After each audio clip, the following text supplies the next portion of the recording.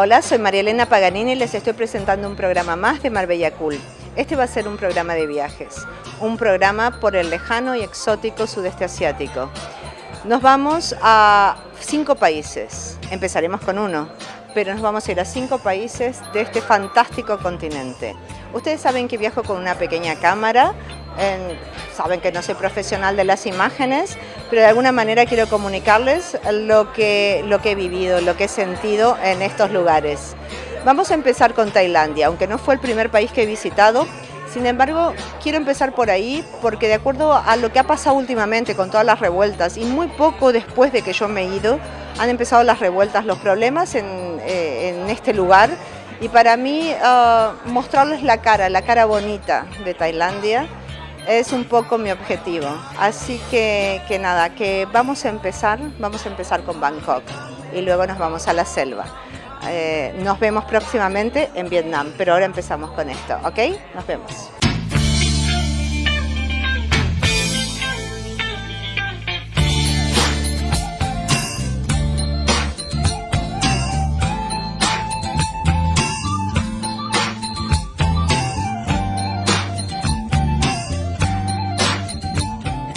The first impression I got from this city were its contrast. Tall skyscraper and then floating houses that you can't understand how they can stay upright. Streets crammed with traffic and the famous tuk-tuks. And familiar smells that wafted up from the food in the streets and top-class restaurants offering Thai cuisine. But amongst all this chaos there is an order.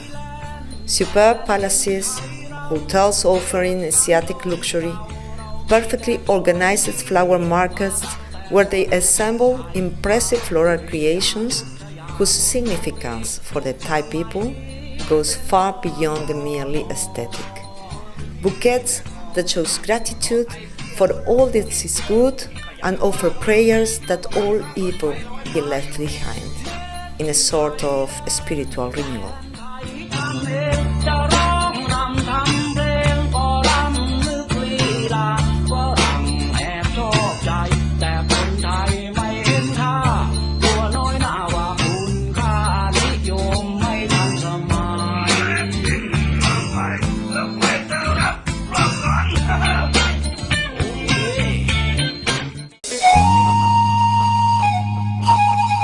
Our choice of hotel could not have been more fortunate. The Siam Hotel has become the symbol of luxury in Bangkok. Its owner is the actor and singer Chris Sukosol, son of Kamala Sukosol, a famous jazz singer, and he is an avid fan of antiquities. He wanted to create a building that reflects his passion for Siamese culture and history. Siam was the old name for Thailand. So he called upon the famous architect and designer Bill Bensley, who has excelled himself in each of his projects, and who is a well-known personality when it comes to decoration. A profound love of detail. So, with art as principal target, and with the inspiration of the Museum d'Orsay, they created an ambience that is both serene and cool at the same time, all based on natural beauty. We can enjoy the majesty of Bangkok from this unique building by the Chao Phraya River and admire the sunset with our hearts filled with emotion in typical Indo-Chinese style from the private mooring of the Siam Hotel.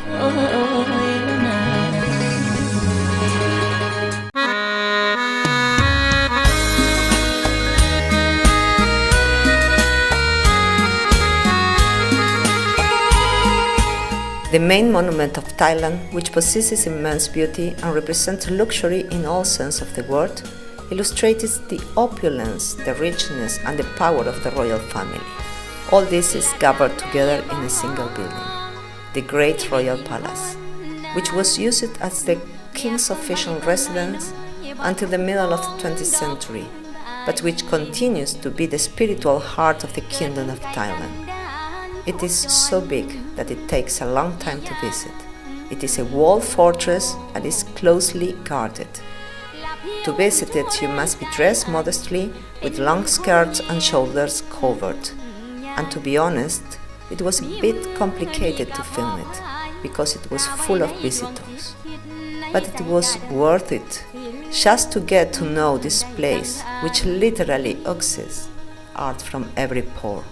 The gold cupola, the golden tower with its warriors of vivid colors, a huge model of the Angkor ruins in Cambodia, thousands of religious details, carvings and paintings on all the walls, gold, precious stones, blues, silver, greens, reds, and the light from the sun's rays combined to provide a sensation of sheer magnificence. There is another building that stands out, a Renaissance-style construction which boasts enormous dimensions and it's surrounded by gardens. But the most noticeable building is the Wat Phra Kaew temple.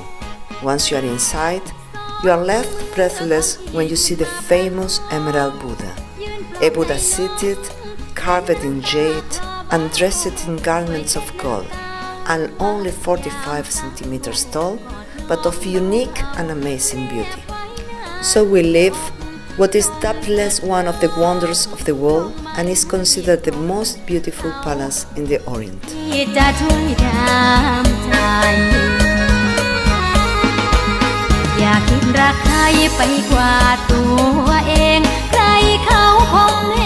Why not try a tuk-tuk? This is a typical form of transport using an old motorbike which draws a carriage covered by tarpaulin and is vividly decorated. Some are really extravagant, but all are ideal for traveling through the city. We are going to visit the Wat Pho temple, famous for containing the huge reclining Buddha, the biggest in the world. It is spectacular with its 46-meter length and 15 meters height, covered in gold leaf, and it only just fits in the temple. The soles of the feet show the passage of the Buddha to Nirvana and are encrusted with pearls and engravings, which represent scenes of this deity's life. For a small amount of cash, they give you some coins of no value for you to throw in the 108 boxes that are placed around the Buddha, and if you manage to place coins in all of them, you will receive his blessing. But apart from this curious detail, this was the most impressive Buddha I have ever seen.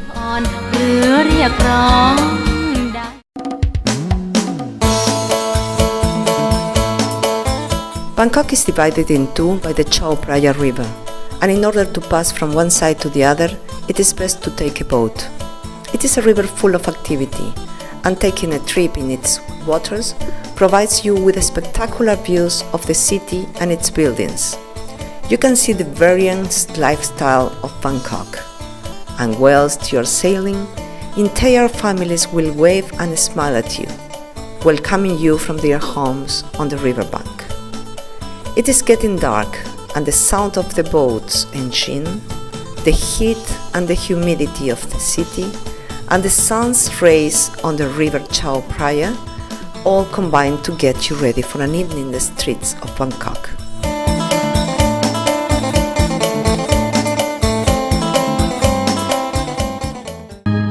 The capital of Thailand is a city that never sleeps. There is always life in the streets.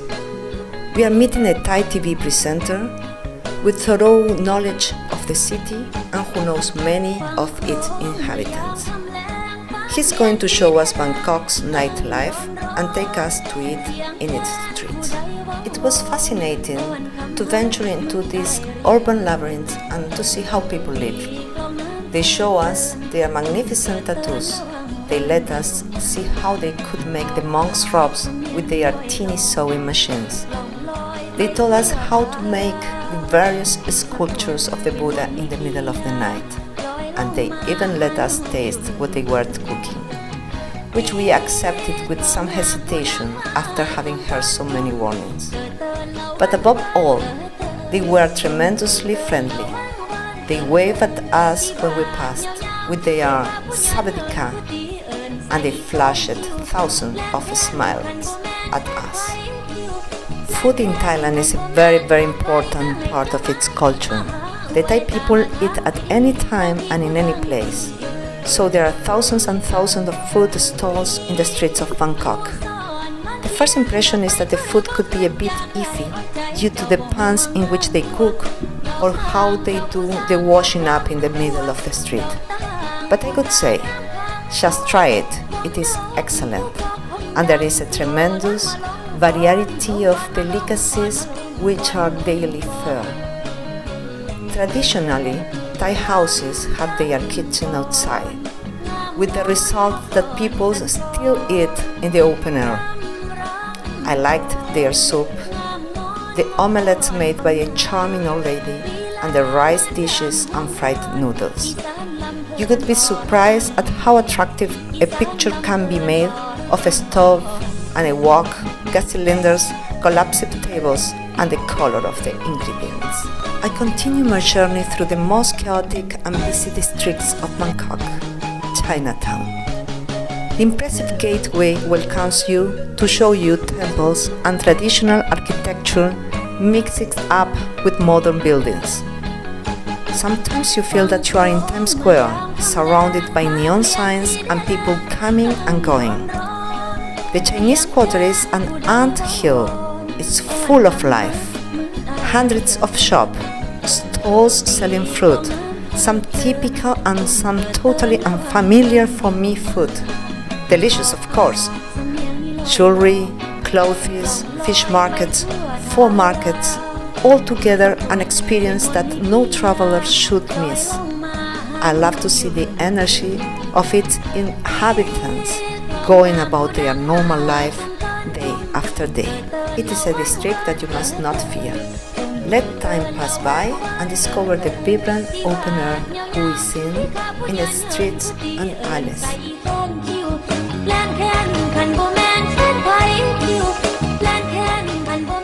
But the flowers provide an experience full of sensations, an explosion of colors and perfume that sheer variety in this part of the center of Bangkok.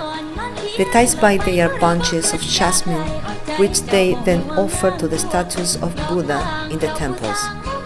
It is a market that comes to life when the sun no longer beats down on the city.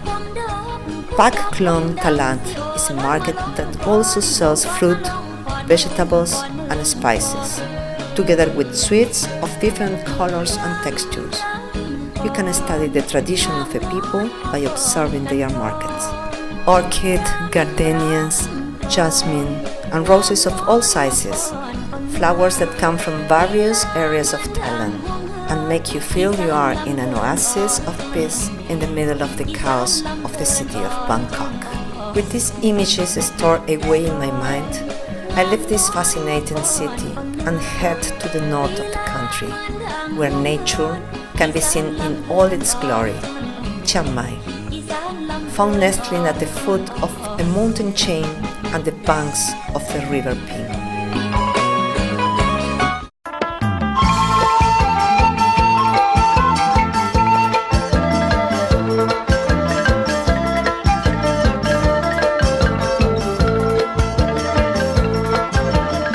Here another great choice to enjoy the jungle, the luxurious four-season hotel. Our butler led us to an impressive villa with swimming pool and waterfalls full of orchids and jasmine. We strolled through the resort's delightful private gardens, and I do not have words to describe this paradise. The flowers arrangement, the decor is typical Lana. Chiang Mai is the capital of the Lana Kingdom. Their ceilings are vaulted, with wooden flooring of hard goods such as teak, and the view over the rice fields and the chain of mountains. One of the best moments, a cocktail by the sublime pool and hypnotized by the lights of the sunset. Few places can achieve such a special atmosphere. To enter into the Four Seasons is like going to a temple full of harmony for both the body and the soul. I love it.